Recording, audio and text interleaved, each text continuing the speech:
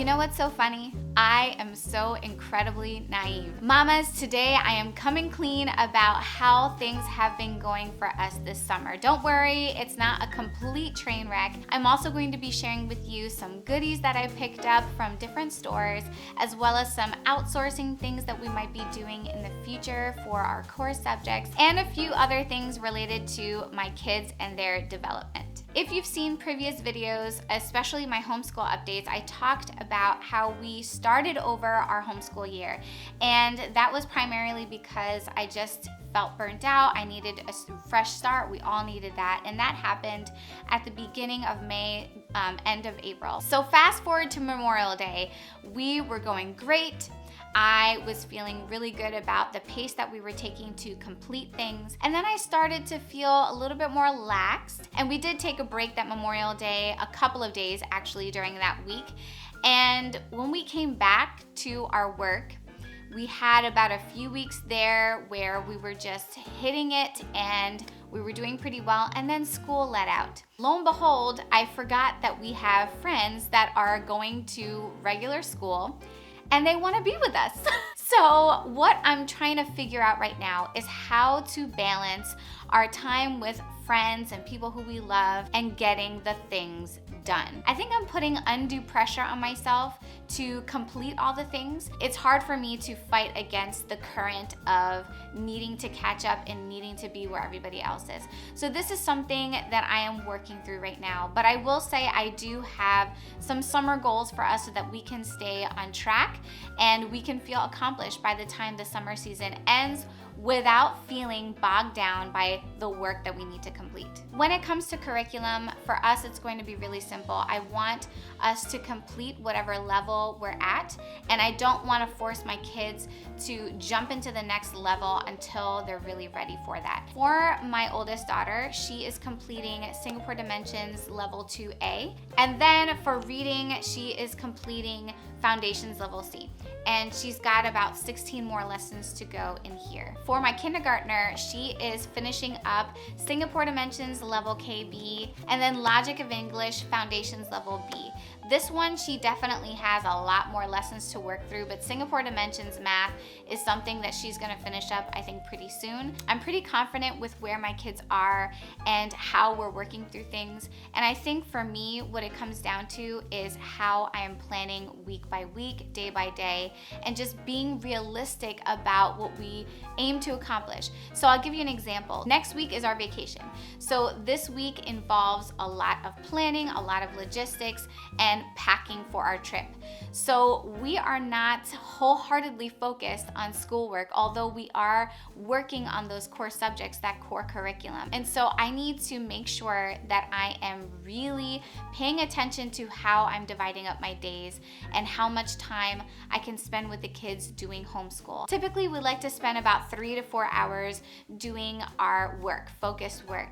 And then we play outside, we go see friends, things like that. So tomorrow we're actually going to see some friends and hopefully get in the pool and have some fun there. So like I said, I just need to make sure that I'm getting my head around each day as it comes and try to have an overview of the week, but also have the expectation to not have any expectations for how the weeks will go. What I'm finding out about myself is that when I do forward-looking planning and backwards planning, that's the sweet spot. So what I mean by that is when I'm forward-looking, I have an overview of the week. I'm trying to plan out like what we're going to do each day as far as I know.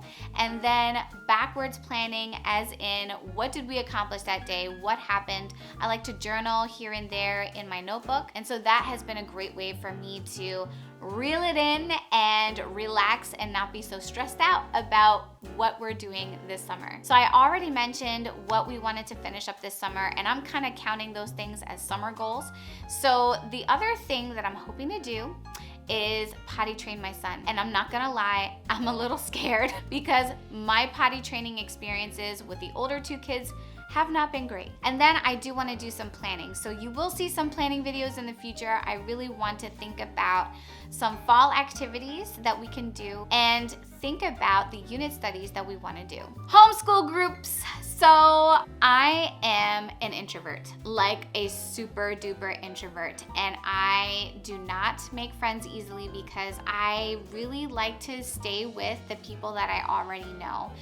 But I'm realizing that it's so important for us to get out there and start to meet other families who do homeschool, because it's hard to do this alone. And my prayer is that I would find kids that are my kids' specific ages. So I have planned to meet with some homeschool groups in our area, and I am looking forward to updating you in the future about how that goes. So those are my summer goals. Now I want to talk a little bit about outsourcing. Outsourcing is something that I've heard about before, and I really felt reluctant to the idea, mostly because I was prideful. I'm just gonna be honest. For us, outsourcing is definitely a way that we can continue to help our kids grow and learn, and it's been helpful for us so far. So I will share with you a couple of things that we have been pursuing. One of them is Time for Learning. Time for Learning is a program in and of itself. It's kind of like its own learning curriculum online. This is something that anybody could use for homeschooling and have their kids just learn online. I just use it right now as a supplement. This is a great opportunity for my oldest daughter in particular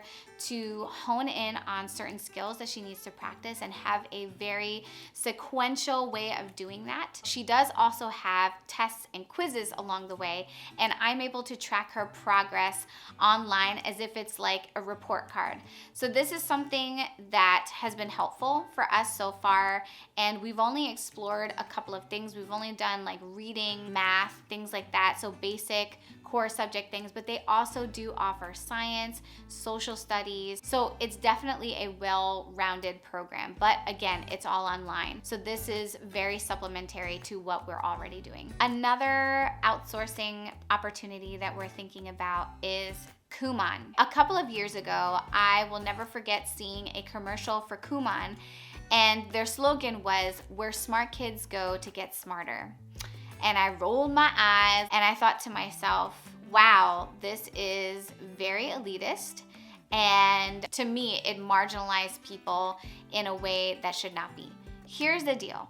I went and I checked it out because I really do want her to become more confident in reading in particular. I want her to be able to have that experience where she is working with somebody who is a specialist in this area, and she's also developing her work ethic, and she's also learning how to pace herself and learning more about herself and really playing on her strengths. This very much is what Kumon is, and they do have a very structured, traditional approach to teaching.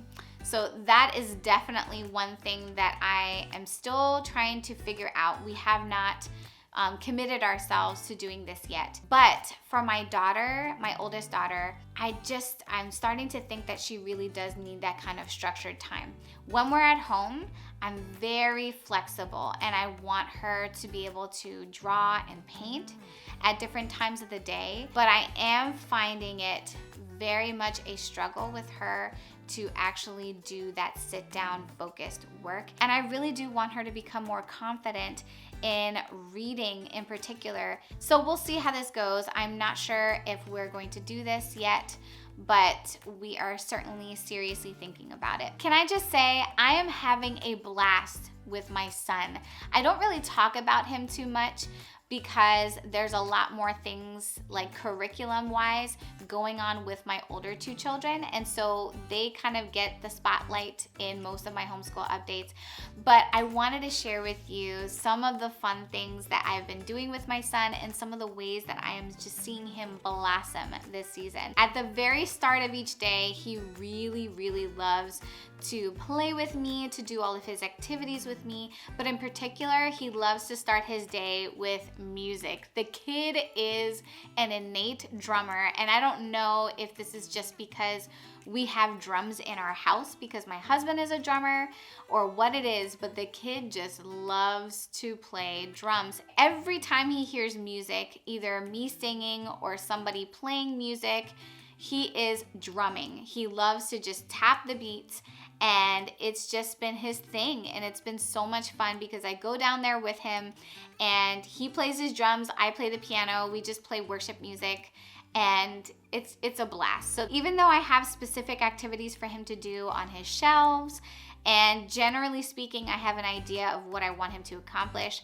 I have just been letting go and following him. And so, like I said, we do the music thing, and then as far as the other activities, I will go through things with him on his shelf, but I have been allowing him to just choose things, and it really does surprise me the things that he wants to do, and then how he's starting to progress with the things that he's been practicing. So for instance, he loves writing in the dot to dot book, and before he was just scribbling in it, but now he's actually starting to trace all of the lines that are in there, which totally and completely took me off guard. Now I want to share with you some of the goodies that I got from different stores. Target Dollar Spot, people, Target Dollar Spot. I am noticing that Target is slowly starting to put out some more educational things. They do have educational items available throughout most of the year, but I'm just starting to see a little bit of an uptick. So last time I was there, I picked up a couple of things. The first thing, and one of my favorite things, are these